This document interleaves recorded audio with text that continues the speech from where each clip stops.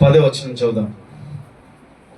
దయను జ్ఞాపకమును ఐగుప్తు రాజైన ఫరో ఎదుట అతనికి అనుగ్రహించిన దయను జ్ఞానమును ఐగుప్తు రాజైన ఫరో ఎదుట అతనికి అనుగ్రహించినందున ఫరో ఐగుప్తునకును తన ఇంటి అంతటికి అతనిని అధిపతిగా నియమించెను.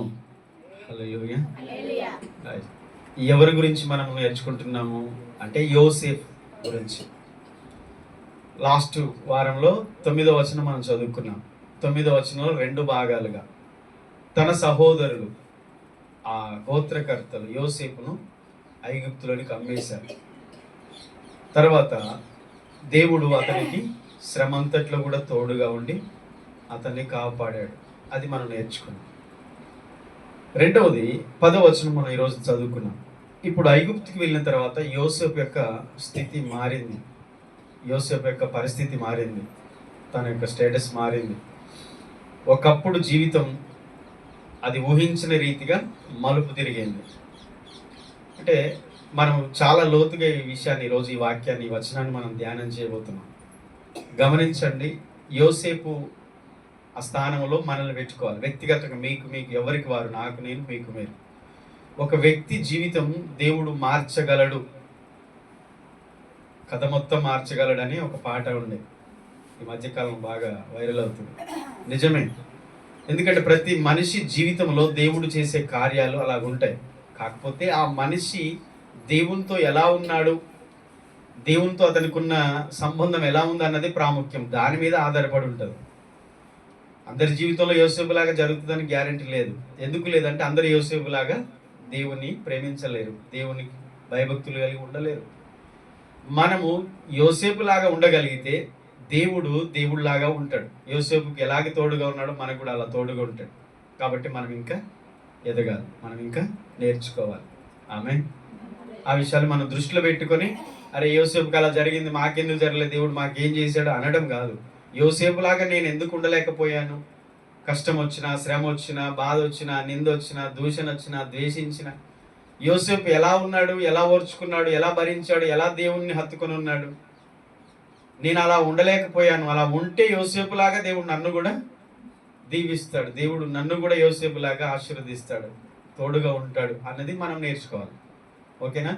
ఆ విషయాలు మర్చిపోయి ఇవన్నీ వదిలేసి కేవలం పై వాటిని మనం వెతికితే దేవుడు మనము ఆరంభం, మన జీవితం స్టార్టింగ్ నుంచి దేవుడు మనం ఎలా దేవునితో ఉన్నాం అన్నదే చూస్తాడు. దేవుడు ఎలా కొలుస్తాడు అనుకుంటున్నారు? మనం కొలిచే కొలతలతోనే ఆయన కొలుస్తాడు. అర్థమైందా? ఇది సహజమే మనకు. కాబట్టి ఆ విషయాలు దృష్టిలో పెట్టుకోండి మొదటిగా. ఓకే. 10వ వచనంలో యోసేపుకు దయను జ్ఞానమును ఫరో ఎదుట, ఐగుప్తు రాజైన ఫరో ఎదుట దేవుడు అనుగ్రహించాడు. రాజు దగ్గర, ఫరో దగ్గర యోసేపుకు దేవుడు ఏమిచ్చాడు? దయను అనగా కృపను, జ్ఞానమును దేవుడు యోసేపుకు అనుగ్రహించాడు. యోసేపుని హెచ్చించడానికి దేవుడు ఆ సమయంలో ఫరో మనస్సును కూడా మార్చాడు. యోసేపు మీద దయను పుట్టించేటట్టు చేశాడు ఫరోకి. అంటే దేవుడు మనుషుల దయ, తన దయ మన మీద చూపుతాడా? చూపుతాడు. ఎన్నో సందర్భాలు చూస్తాం. సమూయేలు, యేసు ప్రభు వారు చిన్న వయసులో ఉన్నప్పుడు మనుషుల దయ, దేవుని దయ, వయసులో జ్ఞానములో వర్ధిల్లడం అనేది దేవుడిచ్చే గొప్ప భాగ్యం. హల్లెలూయా. ఒక మనిషి ఎదుట మనకు దేవుడు దయను, కనికరాన్ని చూపించేటట్టు చేస్తాడా? చేస్తాడు. చాలా సందర్భాలు నా జీవితంలో కూడా జరిగాయి. ఇతరులు మన మీద దయ చూపించేటట్టు దేవుడు చేస్తాడు. అంటే ఆ మనసును దేవుడు వారికి కలిగిస్తాడు, కృపను చూపిస్తాడు దేవుడు. ఇలాంటి సందర్భాలు ఎన్నో బైబిల్లో ఉన్నాయి. ఇక మనం నేర్చుకునేది ఏంటంటే యోసేపు గురించి కొన్ని ఒక్కొక్క పాయింట్ వేస్గా మనం నేర్చుకుంటాం అనుకున్నాం కదా. 2 విషయాలు చెప్పాను పోయిన వారం. మొదటిది ఏంటి? ద్రోహమునకు గురైన దేవుని నియమితుడు, తన సహోదరుల చేతనే ద్వేషించబడ్డాడు, ద్రోహం చేయబడ్డాడు, ద్రోహం చేశారు ఆయన. రెండవది ఆల్రెడీ చెప్పేశాను, దేవుని సన్నిధి ద్రోహంలో కూడా ఉంటుంది. అంటే యోసేపుకు చేయబడిన మోసంలో కూడా, అన్యాయంలో కూడా దేవుని సన్నిధి యోసేపుకు తోడుగానే ఉన్నది. మనకు కూడా ఉంటుంది. మనకు ఎవరు ద్రోహం చేస్తున్నా, మన పరిస్థితులు మనకు వ్యతిరేకంగా ఉన్నా, మన సమస్యలు మనకు వ్యతిరేకంగా ఉన్నా, శ్రమలు అధికమైన మనకు ఎలాంటి పరిస్థితులు వచ్చినా దేవుని సన్నిధి మనతో ఉంటుంది అనే నమ్మకంతో మనం ఉండాలి అనేది రెండవది నేర్చుకున్నాం. మూడవది, ద్రోహము దేవుని ప్రమోషన్కు మార్గమైంది, దారి చూపిందంట. మనకొచ్చే కష్టాలు, శ్రమలు, బాధలు, మనకొచ్చే నిందలు, అవమానాలు, మనం ఎదుర్కొనే ప్రతి పరిస్థితి, మనకు వ్యతిరేకంగా రూపించబడిన ఆయుధమైన సమస్య అయినా, మనకు జరిగే ద్రోహమైన, మోసమైన, అది ఏదైనా కావచ్చు, ఏ పేరైనా పెట్టుకోండి, ఒక్కొక్కరికి ఒక్కొక్క రకాల సమస్యలు ఉండొచ్చు. అవి ఏవైనా సరే మనకు మేలు కలగడానికి సమస్తం సమకూడి వస్తున్నాయని గుర్తుపెట్టుకోండి. ఆమె మనకు రానున్న అంటే జరగబోతున్న దినాల్లో, మన భవిష్యత్తులో మనకు మేలు కలగడానికే ఇవన్నీ సమకూడి జరుగుతున్నాయి. ఎందుకంటే దేవుని ప్రణాళికకు మార్గం వేస్తున్నాయి ఈ ద్రోహాలు, మోసాలు, అన్ని ఈ శ్రమలు, బాధలు అన్నీ కూడా. ఆమె మన పట్ల దేవుని ప్రణాళిక సంపూర్ణంగా నెరవేరడానికే ఇవి మార్గం వేస్తున్నాయి, ర్యాంప్ వేస్తున్నాయి, రోడ్ వేస్తున్నాయి అనుకోండి. ఆమె అలా అనుకుంటే ఇక మనం శ్రమలను బట్టి, మనకు వచ్చే సమస్యలను బట్టి, మనకు ఎదురయ్యే మోసం, ద్రోహం, అన్యాయాలను బట్టి మనం ఇంకా కృంగిపోయి ఆడనే ఏడుచుకుంటూ కూర్చోం. అవెంత మన దృష్టిలో దేవుడు మనకి ఇచ్చే ఆ గొప్ప భాగ్యం ఎదుట, కృప ఎదుట, బహుమానం ఎదుట ఇవి ఎంత ఎపాటివి, ఎన్నదగినవి కావు అని మనం ముందుకు వెళ్తాం. ఆమేన్, హల్లెలూయా. గమనించండి, యోసేపుకు దేవుడు ఫరో ఎదుట దయను, జ్ఞానాన్ని ఇచ్చాడు. ఫరో ఎదుట, ఫరో అంటే మామూలు వ్యక్తి కాదు, ఆర్డినరీ పర్సన్ కాదు. ఆయన ఒక రాజు, ఒక దేశాన్ని పరిపాలించే రాజు. ఆ దినాల్లో ఈజిప్టు సామ్రాజ్యం అంటే అది ప్రపంచంలో పేరు పొందింది. ఈజిప్టు దేశమును పరిపాలించే రాజు ఎదుట ఎన్నిక లేని బాలుడు, 17 సంవత్సరాల వయసు ఉన్నటువంటి ఈ అబ్బాయికి దేవుడు ఎంత కృపను, జ్ఞానాన్ని ఇచ్చాడు. దేవుడు ఆ స్థితిని మనందరికీ దయచేస్తాడు తప్పకుండా. గమనించండి, ఈ స్టోరీ ఎక్కడ ఉంటుందంటే ఆది కాండము 41వ అధ్యాయంలో 38 నుంచి 44 వరకు ఉంటుంది.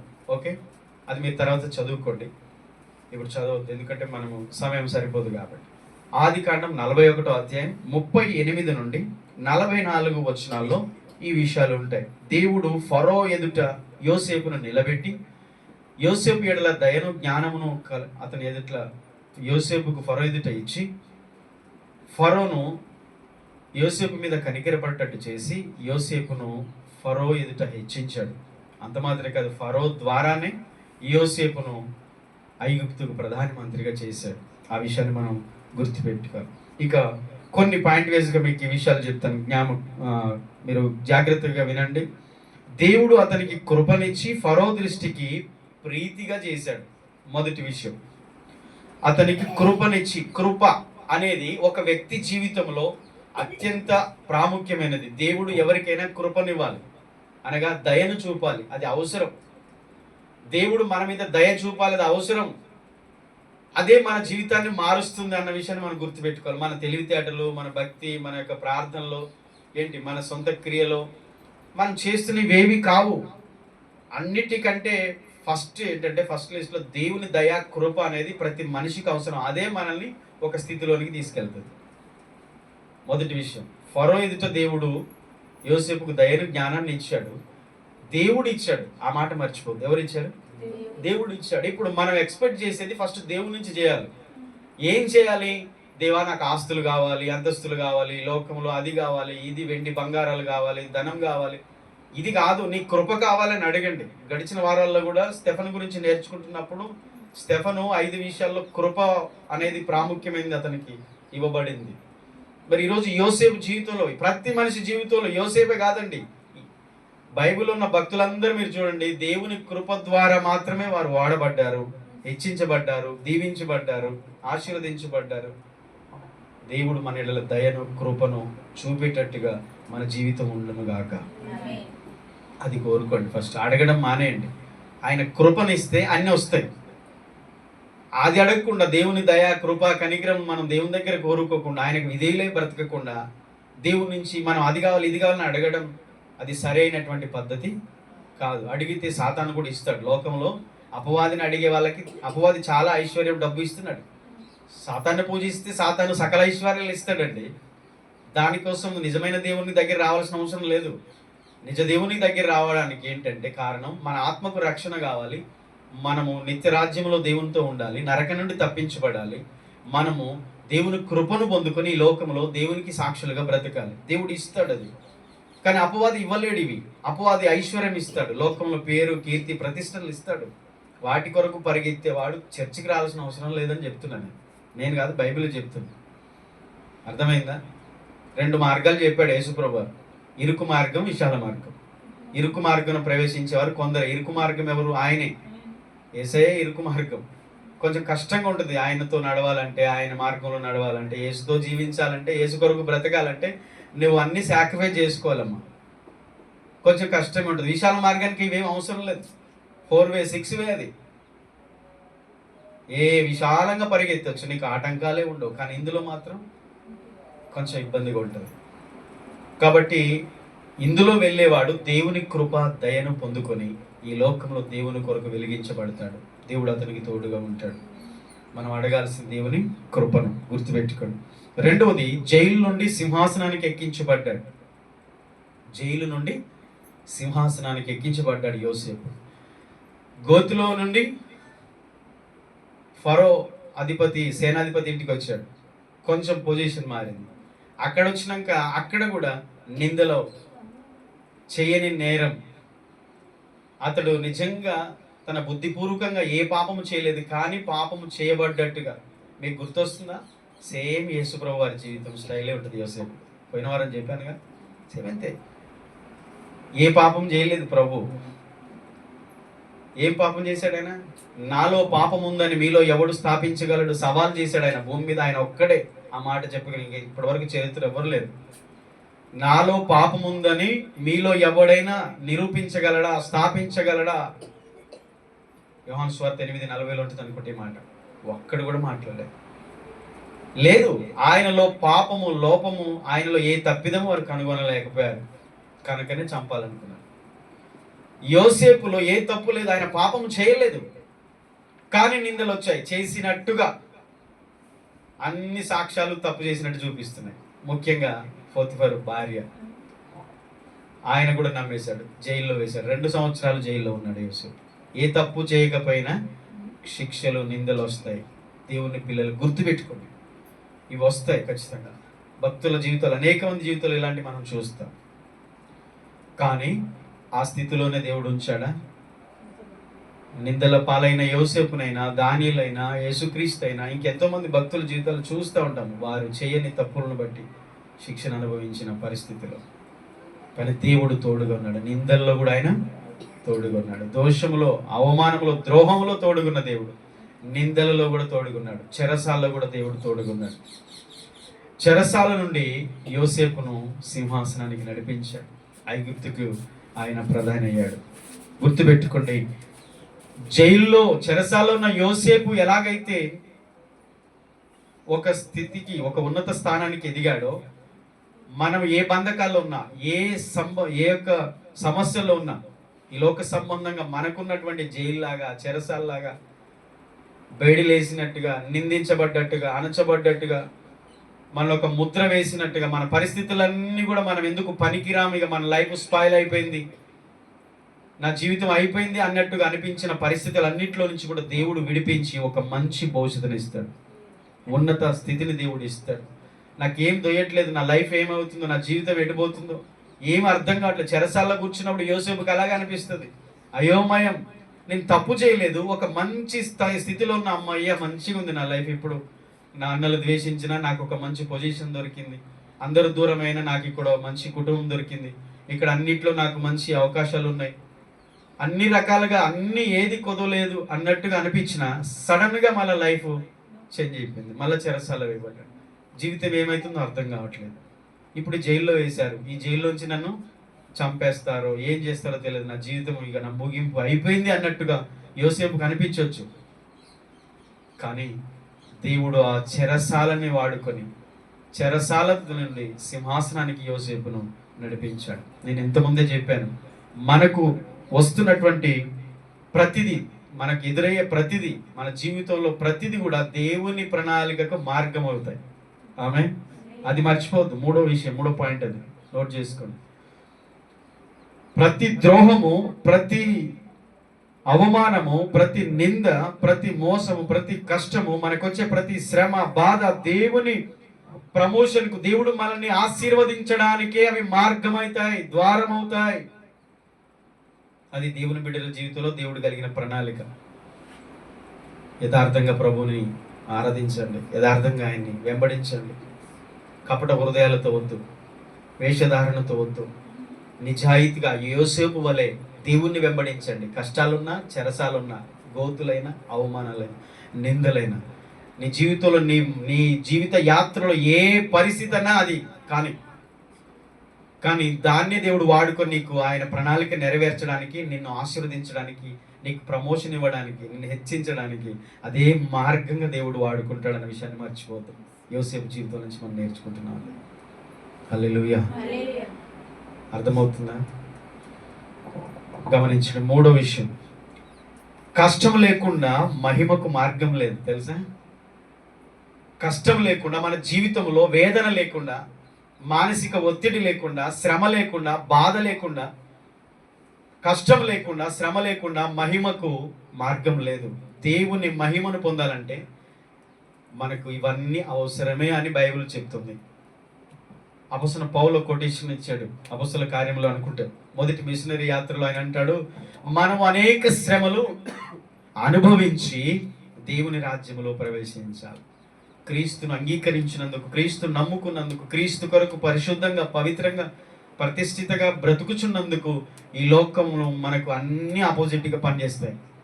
ప్రాముఖ్యంగా దేవుని స్వార్థ ప్రకటిస్తున్నందుకు, ఆయన సాక్షులుగా బ్రతుకుతున్నందుకు, రాజీ పడని జీవితం జీవిస్తున్నందుకు శ్రమలు ఎదురవుతాయి. అందరూ మంచోడు అని అనరు, మనల్ని మంచోడని అనరు. మనం క్రీస్తుకు మంచి వాళ్ళగా ఉంటే లోకానికి మంచి లోకానికి మంచి వాళ్ళగా ఉండలేం. ట్రై చేసినా కష్టం. అది ట్రై చేయలేవు, నువ్వు వీళ్ళకల్లకు ఉండలేవు. ఉంటే అటన్ ఉండాలి, ఇటన్ ఉండాలి. అనేక శ్రమలు అనుభవించి దేవుని రాజ్యం ప్రవేశించాలి. క్రీస్తు శిలువ మరణం లేకుండా మనకు నిత్య జీవం రాలేదు. ఆయన శ్రమ పడకుండా, ఆయన నిందించబడకుండా మనకు ఘనత రాలేదు. ఆయన మరణించకుండా మనకు జీవం రాలేదు. ఆయన అవమానం పొందకుండా మనకు మెప్పు రాలేదు. మనకు సంతోషం, మనకు ఘనత, మనకు జీవం, మనకి ఇవన్నీ రావడానికి క్రీస్తు అన్నిటి విషయంలో ఆయన శ్రమ పడ్డాడు. ఇప్పుడు మన జీవితం కూడా అలాగే వెళ్తుంది. క్రీస్తును అనుసరించే ప్రతి వారు, ఆయన మార్గంలో నడిచే ప్రతి వారు ఆయన స్టైల్లోనే వెళ్ళాలి. అవి తప్పించుకోవడానికి లేదు. ఈ లోకంలో అలాంటి పరిస్థితి ఉంటుంది. కాబట్టి భయపడొద్దు. ఇవన్నీ దేనికి మహిమకు మార్గం. కష్టాలన్నీ దేనికి? మహిమకు మార్గం. దేవుని రాజ్యానికి, నిత్య జీవానికి, దేవునితో, ఆయన మహిమలో ఆయనతో ఉండే గొప్ప భాగ్యము సంపాదించుకోవడానికి ఇవన్నీ మార్గం అమ్మ. అందుకనే కలత చెందొద్దు, కలవరపడొద్దు. యోహాను 14:1 అన్నాడు ఆయనే, మీ హృదయములు కలవరపడనీయకుడి. ఎందుకు కలవరపడుతున్నారు? ప్రతి ఒక్కరికి ఏదో ఒక సమస్య ఉంటుంది. సమస్యల వల్ల మనం కలవరపడొద్దు, ఆయన యందు విశ్వాసం ఉంచుదాం. ఆమె వ్యక్తిగతంగా కొన్నిసార్లు మనమే బలపరుచుకోవాలి. మోటివేషన్ ఎవరు? మనకి మంచి మోటివేషన్ ఎవరు? మనమే అవుతాం కొన్నిసార్లు. హల్లెలూయా. కాబట్టి దేవుని బట్టి మనం ధైర్యం తెచ్చుకోవాలి. యోసేపు జీవితాన్ని మనం గమనిస్తున్నప్పుడు, నా లైఫ్ కూడా ఇలా ఉంది, యోసేపు లాగానే ఉంది. నాకు ఏదో ఒక సందర్భం మనకు షూట్ అవుతుంది, ఖచ్చితంగా మీకు టచ్ అయ్యే ఉంటుంది. కొంతమందికి అది ఎక్కువ, ఇవి ఖచ్చితంగా వారి హృదయాలకు తాకుతూనే ఉంటాయి. అప్పుడు మనం ఏం చేయాలి? మరి యోసేపు కన్నున్న దేవుడు తోడుగా లేడా? దేవుడు యోసేపును దీవించలేదా? హెచ్చించలేదా? నడిపించలేదా? కాపాడలేదా? నన్ను కూడా కాపాడుతాడు, నన్ను కూడా బలపరుస్తాడని మనం నేర్చుకోవాలి. 4వది, దేవుడు మన అవమానాన్ని ఆధిపత్యంగా మార్చే దేవుడు. హల్లెలూయా చెప్తామా? 2 చేతులు ఎత్తి హల్లెలూయా. మన అవమానమును ఆధిపత్యంగా మార్చే దేవుడు. మన ప్రతి అవమానాన్ని ఆధిపత్యంగా మారుస్తాడు, ఒక అధికారంగా మారుస్తాడు, పరిపాలించే విధంగా మారుస్తాడు. ఎన్నిక లేనివాడు బలమైన జనం అవుతాడట. వేస్ట్ ఇతడు, పనికిరాడు అని అనుకోవద్దు ఎప్పుడు. మనుషులు చూసే చూపు వేరు, దేవుడు చూసే చూపులు వేరు. అర్థమైందా? ఎప్పుడు మనం ఇతరు వేస్ట్ పనికిరాని వాళ్ళు అని పక్కన వేయద్దు. దేవుడు ఆ అవమానం పాలైన వాళ్ళని ఏం చేస్తాడు? అధికారంలో తీసుకొస్తాడు. వారి ద్వారానే ఇతరులను కాపాడడానికి వారినే దేవుడు వాడుకుంటాడు. ప్రతి జీవితంలో అదే, నేను ఎందుకు పనికిరాను అని మనుషుల చేత అనిపించబడిన బాధపడకండి. ఈరోజు యోసేపు కూడా అలాగ బాధపడ్డాడు, అంటే అనుభవించాడు. కానీ యోసేపును దేవుడు తీసుకెళ్ళి ఉన్నత స్థితిలో ఉంచాడు. మన స్థితిని, మన యొక్క పరిస్థితులను దేవుడు తప్పకుండా మారుస్తాడు. అవమానమును నిర్లక్ష్య పెట్టి శిలువ మరణం పొందడానికి ఆయన అవమానమును నిర్లక్ష్య పెట్టాడు. అవమానం పట్టుకొని తిరగలేదు ఆయన. అర్థమవుతుందా మీకు? హెబ్రీ పత్రికలో 12వ అధ్యాయంలో స్పష్టంగా ఈ విషయాలు ఉన్నాయి. క్రీస్తు తన ముందు ఉంచబడిన పందెములో ఆయన పరిగెత్తడానికి, ముఖ్యంగా ఆయన తన ముందు ఉంచబడినటువంటి ఆ యొక్క నిరీక్షణ, ఒక్కసారి ఆ మాట చదువుతాం. మీకు వాక్యం చదివితేనే బాగుంటుంది. హెబ్రీ పత్రిక 12వ అధ్యాయం మొదటి నుంచి 2-3 వచనాలు చదువుతాం. ఇంత గొప్ప సాక్షి సమూహము మేఘము వల్ల మనల్ని ఆవరించి ఉన్నందున మనము కూడా ప్రతి భారమును సులువుగా చిక్కలబెట్టి పాపమును విడిచిపెట్టి విశ్వాసమునకు కర్తయు దానిని కొనసాగించు వాడునైన యేసు వైపు చూచుచు మన ఎదుట ఉంచబడిన పందెములో ఓపికతో పరిగెత్తుదాము. ఆయన తన ఎదుట ఉంచబడిన ఆనందము కొరకై అవమానమును నిర్లక్ష్య పెట్టి సిలువను సహించి దేవుని సింహాసనము యొక్క కుడి పార్శ్వమున ఆసీనుడై ఉన్నాడు. హల్లెలూయా చెప్దామా? యేసు ప్రభువుకి కూడా ఈ లోకంలో ఎదురైన అవమానాలు, శ్రమలు, నిందలు అంత మాత్రమే కాదు, కొరడా దెబ్బలు, ముళ్ళ కిరీటం, ముఖం మీద భూమి వేయబడి అరిచేతులతో కొట్టబడి ఆయన అనుభవించిన ఆ శ్రమలు, అవమానపరచబడ్డాడు, అవమానం చేశారు, హేళన చేశారు శిలువ మీద. దేవుని కుమారుడు అయితే దిగిరా, వీడు తను తాను రక్షించుకోలేడు కానీ 3 రోజుల్లో దేవాలయాన్ని కడతాడంట. ఎంత హేళన చేశారు! బైబిల్లో రాయబడలేదమ్మా అలాంటి మాటలు. ఒక విధంగా చెప్పాలంటే వాళ్ళు పలికిన బూతులు, వాళ్ళు తిట్టిన తిట్లు బైబిల్లో రాయబడలేదు. అవమానం, అవమానం, జీవితంలో అవమానం. నీకే కాదు, నాకే కాదు, అవమానం క్రీస్తుకు వచ్చింది. దేవుని కుమారుడు అవమానపరచబడ్డాడు ఈ లోకంలో. కానీ అవమానమును మోసుకుంటూ ఆయన వెళ్ళలేదు, అవమానమును నిర్లక్ష్య పెట్టాడట. ఎంత అవమానించినా, ఎంత బాధ ఎదురైనా, ఎంత కృంగుబాటు ఎదురైనా, తనకి ఎంత వ్యతిరేకత, ఎన్ని దూషణ మాటలు ఎదురైనా ఆయన దాన్ని పట్టించుకోకుండా ఏం చేశాడు తెలుసా? అవమానం నిర్లక్ష్య పెట్టాడు. ఎందుకొరకు? తన ఎదుట ఉంచబడిన ఆనందము కొరకు. ఇవన్నీ భరించి వెళ్ళిన తర్వాత నా తండ్రి దగ్గర నాకు ఉన్నతమైన స్థానం ఉంటుంది. అన్ని నామములకన్నా హెచ్చించబడిన నామం ఆయన నామం అయిపోయింది. తండ్రి సంతోషము కొరకు, తండ్రి దగ్గర తనకున్నటువంటి ఆ యొక్క గొప్ప ఆనందము కొరకు ఈ లోకములో ఉన్న అవమానాలన్నీ కూడా పక్కన పెట్టేశారు. ఈరోజు దేవుని బిడ్డలు ఏమో వాటిని పట్టుకొని తిరుగుతున్నారు. యేసుక్రీస్తుని నమ్ముకుంటే అవమానాలు కూడా వస్తాయి, అందులో భాగమే. మనం వెళ్తున్న త్రోవలో ఎన్నో ఉంటాయి, రాళ్ళు ఉంటాయి, ముళ్ళు ఉంటాయి, కంప ఎన్నో ఉంటాయి. ఉండవా? మనం వెళ్ళే త్రోవలో ఎన్ని ఉంటాయి మనకు. క్రైస్తవ జీవితంలో, ఆత్మీయ జీవితంలో, విశ్వాస యాత్రలో, దేవుని మార్గంలో ఇవి ఉంటాయి. కానీ వాటిని నిర్లక్ష్య పెట్టి ఆనందము కొరకై తన ఎదుట ఉంచబడిన పందెంలో ఓపికతో పరిగెత్తాలి. యేసు ప్రభువారు అదే చేశాడు. అవమానం నిర్లక్ష్య పెట్టి సిలువను సహించి దేవుని సింహాసనం యొక్క కుడి పార్శ్వమున ఆసీనుడయ్యాడు. హల్లెలూయా.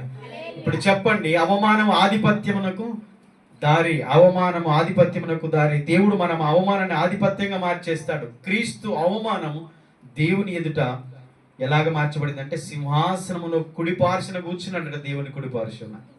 అదే ఈ లోకంలో అవమానాన్ని ఆయన వీటన్నిటిని సహించి భరించకపోతే అది దొరుకుద్దా? తండ్రి చిత్తం నెరవేర్చిన వాడు అవుతాడా?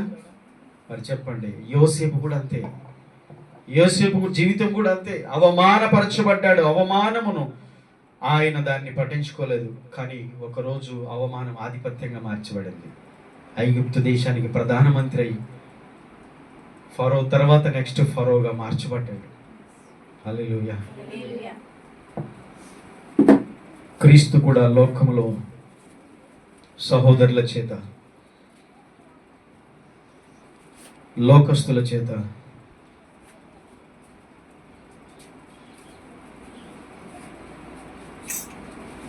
అవమానించబడి చివరికి తనతో ప్రాణంగా ఉన్న శిష్యుడు కూడా బ్లాక్మెయిల్ చేశాడు. తనతో ఉన్నవాడు కూడా తనను బ్లాక్మెయిల్ చేస్తున్నాడు. తనతో ఉంటున్నాడు, తనతో తింటున్నాడు, తనతో కూర్చుంటున్నాడు, తనతోనే మాట్లాడుతున్నాడు, అందరిలో మంచివాడిగా మేనేజ్ చేసుకుంటున్నాడు. అవతలికి వెళ్ళి బేరం కుదిరించుకున్నాడు. యేసు ప్రభు అమ్మడానికి 30 వెండి నాణేలకు మాట్లాడుకొని వచ్చాడు. మరలా వచ్చి కూర్చున్నాడు, మరల వాళ్ళతో ఉంటున్నాడు, ఏమీ తెలియనట్టుగా ఉంటున్నాడు. ఇలాంటి కపట సహోదరులు ఉంటారు, నటించే వాళ్ళు ఉంటారు, మనతో ఉండి మనల్ని మోసం చేసే వాళ్ళు ఉంటారు, మనతో ఉండి మనల్ని బాధ పెట్టే వాళ్ళు ఉంటారు. అలాంటివన్నీ ఎదుర్కొన్నాడు ఆయన. అలాంటి వారితో కూడా భరించాడు, లోకంతో భరించాడు. అటు శాస్త్రులు పరిచయులు ప్రతి క్షణము ఆయన్ని తప్పులు ఎదిగి ఆయన్ని ఎక్కడ దొరుకుతాడో ఆయన శిక్షించాలి, చంపేయాలని చూసే వాళ్ళు ఉన్నారు. ఇలాంటి వాళ్ళందరి మధ్య యేసు ప్రభు ఉన్నాడు. అందుకనే ఫిలిప్పీ 2వ అధ్యాయము ఒక్కసారి 6వ వచనం మీరు చదవండి, మీకు అక్కడ అర్థమవుతుంది. ఫిలిప్పీ పత్రిక 2వ అధ్యాయం 6వ వచనం. క్రీస్తు యేసునకు కలిగిన ఈ మనస్సును మీరును కలిగి ఉండుడి. ఆయన దేవుని స్వరూపమును కలిగిన వాడయ్యుండి దేవునితో సమానముగా ఉండుట విడిచిపెట్టకూడని భాగ్యమని ఎంచుకొనలేదు గాని మనుషుల పోలికగా పుట్టి దాసుని స్వరూపము ధరించుకొని తను తానే రిక్తునిగా చేసుకొనెను. మరియు ఆయన ఆకారమందు మనుషుడుగా కనబడి మరణం పొందినంతగా, అనగా శిలువ మరణం పొందినంతగా ఇదైతే చూపిన వాడై తను తాను తగ్గించుకొనెను. అందుచేతను పరలోకమందున్న వారిలో గాని, భూమి మీద ఉన్న వారిలో గాని, భూమి కింద ఉన్న వారిలో గాని ప్రతి వాని మోకాలను యేసు నామమున వంగునట్లును, ప్రతి వాని నాలుక తండ్రి అయిన దేవుని మహిమార్థమై యేసుక్రీస్తు ప్రభువు అని ఒప్పుకొనున్నట్లును దేవుడు ఆయనను అధికముగా హెచ్చించి ప్రతి నామమునకు పై నామము ఆయనకు అనుగ్రహించెను. హల్లెలూయా. దేవుని యొక్క కుడి పార్శ్వమున ఆసీనుడు అవ్వడానికి, అలాగే అధికముగా హెచ్చించబడడానికి, ప్రతి నామమునకు పై నామము ఆయనకు అనుగ్రహించబడడానికి, ప్రతి వాని మోకాలు ఆయన ఎదుట వంగడానికి, ప్రతి వాని నాలుక యేసే ప్రభు యేసే దేవుడని ఒప్పుకొనడానికి ముందు మనిషిని పోలికగా పుట్టాడు, దాసుని స్వరూపం ధరించుకున్నాడు, తను తాను రిక్తునిగా చేసుకున్నాడు, శిలువ మరణం పొందునంతగా విధేయత చూపాడు. శ్రమల వలన ఆయన విధేయతను నేర్చుకున్నాడు, కష్టాల వలన, నిందల వలన, అవమానముల వలన విధేయతను నేర్చుకున్నాడు. ఆయనకు వచ్చే బాధలన్నీ ఇంకా తనను తాను తగ్గించుకునేటట్టు చేశాయి. అలాంటి తగ్గించుకున్న జీవితం ఒకరోజు హెచ్చించబడింది, అన్ని నామముల కన్నా పై నామం. యోసేపుకు ఊరికైనా సింహాసనం రాలేదండి. యేసుక్రీస్తు జీవితాన్ని చూడండి. ఇక్కడ యేసుక్రీస్తు జీవితానికి ముందు ఎన్నో వందల ఏళ్ల క్రితం యోసేపు జీవితం. యోసేపు ఐగుప్తుకు ప్రధానమంత్రి కావడానికి అన్నల్లాగా బ్రతికినోడు కాదు, తోటి సహోదరులాగా చిల్లరగా బ్రతికినోడు కాదు. యోసేపు జీవితమే వేరు, యోసేపు స్టైల్ వేరు, ఆయన దేవునితో ఉన్న సంబంధమే వేరు, ఆయన మనస్తత్వమే వేరు, తన యొక్క ఆటిట్యూడ్ అంటారు, తన యొక్క ప్రవర్తన కానీ, క్యారెక్టర్ కానీ, వ్యక్తిత్వం కానీ, తన విధానమే వేరుగా ఉంటుంది. అవమానాలు, నిందలు, కష్టాలు ఎన్ని ఉన్నా యోసేపు జీవితంలో దేవుణ్ణి హత్తుకున్నాడు, తగ్గించుకున్నాడు, భరించాడు, సహించాడు. ఎక్కడ వేసిన నిందలు వచ్చిన, చెరసాల్లో వేసిన చెరసాల్లో కూడా దేవునితో కనెక్టివిటీ ఉంది, దేవునితో సంబంధం ఉంది, దేవునితో సంబంధం, దేవునితో అతనికి ఉన్న అనుబంధమే యోసేపు జీవితాన్ని మార్చగలిగింది. ఈరోజు క్రీస్తుతో సంబంధం లేని విశ్వాసుల బ్రతుకులు ఎలా మారుతాయి? నోటితో ప్రభుని స్తుతిస్తాం కాదు, జీవితంతో దేవుణ్ణి మనం గణపరచాలి. ముఖ్యంగా మన అంతరంగ వ్యక్తిత్వంతో దేవునితో మనం సంబంధం కలిగి ఉండకపోతే పై రూపం వలన ఉపయోగం లేదు. యోసేపు జీవితం లోతులోకి వెళ్తే అది శ్రమలు, కష్టాలు, బాధలు ఇవన్నీ ఏం చేశాయి? దేవుణ్ణి ఇంకా దగ్గరగా అయ్యేటట్టు చేశాయి దేవునికి యోసేపును. అందుకని యోసేపు దేవుని చేతిలో ఉన్నాడు, దేవుడు అతనికి తోడుగా ఉన్నాడు, హెచ్చించబడ్డాడు. కష్టాలు, నిందలు, అవమానాలు ఇవన్నీ మనకు అవమానాలన్నీ ఆధిపత్యంగా మారుస్తాయి మన జీవితాన్ని. దానియేలు జీవితం, దానియేలు గ్రంథం 6వ అధ్యాయంలో మొదటి 4 వచనాల్లోనూ చివరి 28వ వచనం మనం చదివితే, ఒక్కసారి 4వ వచనం మీరు చదవండి. దానియేలు గ్రంథము 6వ అధ్యాయము తీస్తే చదవండి, మొదటి వచనం నుండి. 6వ అధ్యాయం మొదటి వచనం నేను చదువుతాను. లేతే తన రాజ్యం అంతటిపైన అధిపతులుగా ఉండుటకు 120 మంది అధిపతులను నియమించుటకు దర్యావేషునకు ఇష్టమైన వారిపైన 3 ప్రధానులుగా నియమించను. 3లో దానియేలు ముఖ్యుడు. రాజునకు నష్టం కలగకున్నట్లు అధిపతులు తప్పకుండా వీరికి లెక్కలు ఒప్పజెప్పవలనని ఆజ్ఞ ఇచ్చెను. 3వ వచనం, ఈ దానియేలు అతి శ్రేష్టమైన బుద్ధి గలవాడై ప్రధానుల్లోనూ అధిపతుల్లోనూ ప్రఖ్యాతి నొంది ఉండెను గనుక రాజ్యం అంతటి మీద అతని నియమింపుల్ని రాజు ఉద్దేశించను. ఎప్పుడైతే అక్కడ యోసేపుకు యాకోబు, తన తండ్రిని యాకోబుతున్నటువంటి ఆ ప్రేమ గల సంబంధాన్ని చూసి పక్కన సహోదరులు ఓరవలేకపోయారు, సేమ్ ఇక్కడ రాజునకు దానియేలు అంటే చాలా ఇష్టం. ఈ రాజునకు దానియేలు ఇష్టంగా ఉండడం వలన, దానియేలును రాజు ఎక్కువగా ప్రేమించడం వలన, దానియేలు అందులో కొంచెం ప్రఖ్యాతి నొందిన వాడిగా, ఆ 3లో కూడా దానియేలు ఆ 3 అధిపతుల్లో ప్రఖ్యాతి నొంది ఉండడం వలన రాజ్యమంతటి మీద కూడా దానియేలు నియమింపుల్ని రాజు ఉద్దేశించడం వలన వారికి ఒక దుర్బుద్ధి పుట్టింది. ఏమవుతుంది 4వ వచనం చూడండి. అందుకు ఆ ప్రధానులు అధిపతులు రాజ్య పరిపాలన విషయంలో దానియేలు మీద ఏదైనా ఒక నింద మోపవలన నుండి తగిన హేతువు, తగిన కారణము కొరకు కనిపెట్టుచుండిరి గాని దానియేలు నమ్మకస్తుడ, ఏ నేరమైనను ఏ తప్పైనను చేయవాడు కాడు గనుక దానియేలులో ఏ తప్పైనను లోపమైనను కనుగొనలేకపోయిరి. ఇక అతని మనుషులు అతని దేవుని పద్ధతి విషయం అందే గాని మరి ఏ విషయంలో అతని లోపం కనుగొనలేకపోయిరి. సేమ్ యోసేపు స్టోరీ చదివితే ఇది కూడా మనకు అలాగే అర్థమవుతుంది. అంటే దేవునికి భయపడే వ్యక్తి, దేవుని దృష్టిలో ఇష్టంగా నమ్మకంగా ఉండే వ్యక్తి, మనుషుల దృష్టిలో కూడా నమ్మకంగా మనుషులకు కూడా ఇష్టంగా ఉండే వ్యక్తి, కొన్నిసార్లు మనుషుల చేత మెప్పు పొందుతున్న వ్యక్తి, అది దేవుని నుండి వచ్చినటువంటి మెప్పైనా మనుషుల నుండి వచ్చిన మెప్పైనా కొన్నిసార్లు ఇతరులకు ఈర్ష్య అసూయ కలిగించే విధంగా ఉంటాయి.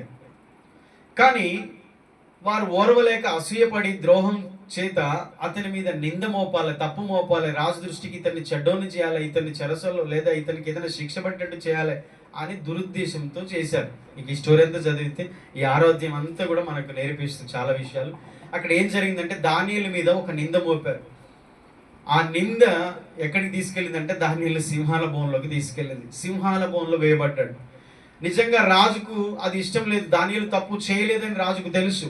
కానీ దానియేలు మీద మోపిన నిందను బట్టి, వారు చేసిన దాన్ని బట్టి ఇక రాజు కూడా ఏం చేయలేక సింహాల బోన్లో వేయించాడు. అయితే దేవుని దృష్టికి దానియేలు ఏ తప్పు చేయలేదు, అది నిందారహితుడు కనుక సింహాలు కూడా ఏ హాని చేయలేదు. ఆయనకు సింహాలు కూడా దానియేలుకి ఏ హాని చేయలేదు.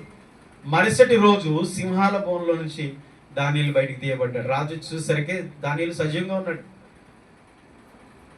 ఇప్పుడు అతని మీద కావాలనే నిందలు మోపి అతని సింహాల బోన్లో వేయించినటువంటి వీరందరినీ మరల సింహాల బోన్లో వేశాడు రాజు. దానియేలును కాపాడి వారందరినీ అందులో వేశాడు. సింహాలు వారందరినీ కూడా చంపేశాడు. ఇది 6వ అధ్యాయంలో ఉన్నటువంటి విషయాలు. అయితే చూడండి 28వ వచనం ఒకటి చదవండి. 6వ అధ్యాయం లాస్ట్ వచనం. ఈ దానియేలును రక్షించెను. ఈ దానియేలు దర్యావేషు ప్రభుత్వ కాలమందును పారసీకుడకు కోరేషు ప్రభుత్వ కాలమందును వర్ధిల్లెను. హల్లెలూయా చెప్పండి. నిందలు మోపబడిన, తనతో ఉన్నవారు అసూయపడిన, తనకు బాధను కలిగించిన, సింహాల బోన్లో వేయించిన, రాజు దృష్టికి చెడ్డోడని ముద్ర వేయించిన, అతని మీద వారు చేసినటువంటి నేరారోపణలు ఎన్నైనా సరే, అతని మీద ఏదైనా ఒక నింద మోపాలని వాళ్ళు ఏదో ఒక కారణం కొరకు కనిపెట్టి ఏదో ఒకటి చేసిన, అంటే మనకు వ్యతిరేకంగా వారు ఎన్ని ప్రయత్నాలు చేసినా, దేవునికి ఇష్టంగా ఉన్న వ్యక్తి, దేవుని దృష్టిలో నమ్మకంగా ఉన్న వ్యక్తి ఎప్పుడైనా కాపాడబడతాడు. కాపాడబడమే కాదు, హెచ్చించబడతాడు. వర్ధిల్లెను. 2 దేశాలు, 2 సామ్రాజ్యాలు, 2 రాజుల కాలంలో కూడా దానియేలు బ్రతికాడు. మాదీయులు పారసీకుల కాలంలో, 2 రాజుల కాలంలో కూడా దానియేలు వర్ధిల్లుతూ వచ్చాడు. చెప్పండి, నిందలు మనల్ని ఎలా ఏం చేస్తాయి? వర్ధిల్లుటట్టు చేస్తాయి. మన మీద చేయబడిన కుట్రలు మనల్ని ఏం చేస్తాయి? మనల్ని వర్ధిల్లుటట్టు చేస్తాయి. మనకు వ్యతిరేకంగా, మనకు విరోధంగా ఆలోచించే వారందరి ఆలోచనలు, మనకు వ్యతిరేకంగా రూపించబడిన ఆయుధము అది వర్ధిల్లదు. మనల్ని దేవుడు వర్ధిల్లేటట్టు చేస్తాడు. ఆమేన్, హల్లెలూయా.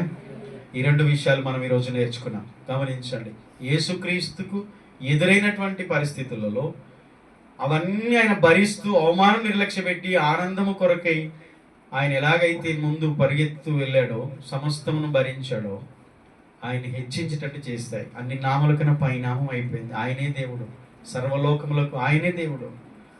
ప్రతి మోకాలు ఆయన నామంలోనే వంగాలి. ప్రతి నోరు, ప్రతి నాలుక యేసు ప్రభువే దేవుడని ఒప్పుకోవాలి. దేవుడు దాన్ని చేశాడు. ఎందుకు చేశాడంటే యేసుక్రీస్తు శరీరధారిగా ఉన్నప్పుడు తను జీవించిన జీవితం దేవునికి ఇష్టంగా ఉంది. చెప్పండి, యోసేపు జీవితం నుంచి యేసుక్రీస్తు జీవితం ఎలాగుందో నేర్చుకున్నాం. యోసేపు జీవితం బట్టి దానియేలు జీవితాన్ని కూడా చూస్తున్నాం. దానియేలు చేయని నేరాలు మోపబడ్డాయి. అతడు తప్పు చేయకపోయినా అతడు దేవునికి ఇష్టంగా ఉన్న కారణాన్ని బట్టి, వాళ్ళు సొంతంగా చేసుకున్న ఆ యొక్క నిర్ణయాలను బట్టి ఇతడు తప్పు చేశాడని చెప్పి కావాలని అతని మీద తప్పు మోపి, నేరాలు మోపి సింహం బోన్లో వేయించిన దేవుడు సింహాల నోరులను మోంచి దానియేలుకు తోడుకున్నాడు. సింహాల బోన్లోకి వెళ్ళినా తన బిడ్డలకు దేవుడు సింహాల బోన్లో కూడా ఉంటాడు. గోతిలో వేసిన గోతిలో ఉంటాడు, అగ్నిగుండంలో వేసిన అగ్నిగుండంలో ఉంటాడు వారితో. చెరసాల వేసిన చెరసాల ఆయన కూడా కూర్చుంటాడు. వెళ్ళి, నువ్వు నా బిడ్డవు, నువ్వు నా కుమారుడు, నువ్వు కష్టాలు ఉంటా, నేను ఎందుకు బయట ఉంటా, నేను నీతో ఉంటా. నువ్వు శ్రమలో ఉన్నావా, నేను కూడా నీతో ఉంటా. ఎందుకు, ఆల్రెడీ నీకంటే ముందే నేను శ్రమలు అనుభవించాను. నువ్వు వెళ్తున్న త్రోవ కొత్తది కాదు, నువ్వు వెళ్ళే మార్గం నాదే. నేను ఆ నిందల గుండా వెళ్ళాను, శ్రమల గుండా వెళ్ళాను, అవమానాల గుండా వెళ్ళాను, ద్వేషాల గుండా వెళ్ళాను, ద్రోహం గుండా. తనతో ఉన్నవాడు కూడా ద్రోహం చేశాడు, ద్రోహాల గుండా వెళ్ళాను, మోసాల గుండా నేను వెళ్ళాను. నా జీవితం అంతా వెళ్ళింది. ఈరోజు నువ్వు కొత్తగా వెళ్ళట్లేదు, నేను వెళ్ళే త్రోవలోనే మీరు వెళ్తున్నారు. నేను మీతోనే ఉన్నాను, నేను మీతోనే ఉంటాను. ఐగుప్తులో యోసేపుకు దేవుడు తోడుగా ఉన్నాడు. బబులోనులో దేవుడు, దానియేలుకు దేవుడు తోడుగా ఉన్నాడు. యేసుక్రీస్తు ఈ లోకంలో ఉన్నప్పుడు దేవుని కుమారుడుగా, తండ్రికి ఇష్టడైన కుమారుడుగా ఉన్నప్పుడు తండ్రి తనతో ఉన్నాడు. ప్రతి క్షణం తండ్రి తన కుమారునితోనే ఉన్నాడు. ఈరోజు నీతో నాతో ఉండడా? ఒక యోసేపులాగా, ఒక దానియేలులాగా, క్రీస్తులాగా మనం ఈ లోకంలో ఉంటే తండ్రి మనతో ఉండడా? ఉండడా చెప్పండి. ఉంటాడు. కానీ మనము వారిలాగా ఉండాలి. ఆ యథార్థ మార్గం, నిర్దోషమైన మార్గం, నిజాయితీ కలిగిన జీవితాలు, పరిశుద్ధమైన జీవితాలు, అవి మనం ఒక్క రోజులో రావండి. ఒక్క రోజులో మనం పరిశుద్ధులం, సంపూర్ణం కాలేం. కానీ ప్రయత్నంలో మనం ఉండాలి. ప్రతిదినం నేను పవిత్రంగా ఉండాలి, పరిశుద్ధంగా ఉండాలి, యథార్థంగా ఉండాలి, నిజాయితీగా ఉండాలి, దేవునికి ఇష్టంగా ఉండాలి.